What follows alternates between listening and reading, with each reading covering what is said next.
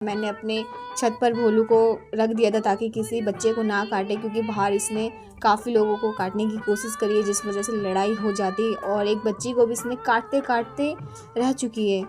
तो उस बच्ची की भी जान बची है। और भोलू को तो नहीं पता ना कि भोलू ये क्या कर रही है, क्योंकि भोलू का दिमाग ही काम नहीं कर रहा था। और मुझे तो सच में यकीन नहीं होता कि मेरी भोलू के साथ ऐसा हो गया, और भोलू के साथ ही क्यों हुआ ऐसा। किसी भी बच्चे के साथ इतना बुरा नहीं होना चाहिए था।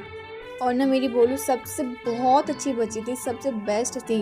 अपने बच्चों का ध्यान रखती थी, पुगली के बच्चों का ध्यान रखती थी, पुगली के सारे बच्चों को दूध पिलाती थी, अपने बच्चों को भी। यहाँ तक सोचो ना, 12 इसने बच्चे को, पूरे 12 बच्चे को इसने दूध पिलाया, बड़ा किया, ध्यान रखा। और इवन ये बड़े डॉग्स का भी बहुत अच्छे से ध्यान रखती थी। भोलू जैसी माँ ना मैंने आज तक कभी ज़िंदगी में नहीं देखा। बाहर बारिश होती थी तो भोलू मेरे घर आती थी बुलाने के लिए कि बाहर हमें तकलीफ़ हो रही है। तो मैं समझ जाती थी कि बाहर कुछ हुआ है बच्चों को, तो मैं बाहर बच्चों को देखने भी जाती थी। और भोलू मेरे घर आती थी, मैं इसको प्रॉपर इसका ध्यान रखती थी, खाना पीना और इसको नहलाना, इसकी साफ़ सफाई का भी बहुत ध्यान रखती थी। भोलू ना बाकी लोगों के लिए होगी गली की स्ट्रे फीमेल डॉग, बट मेरे लिए तो परिवार थी।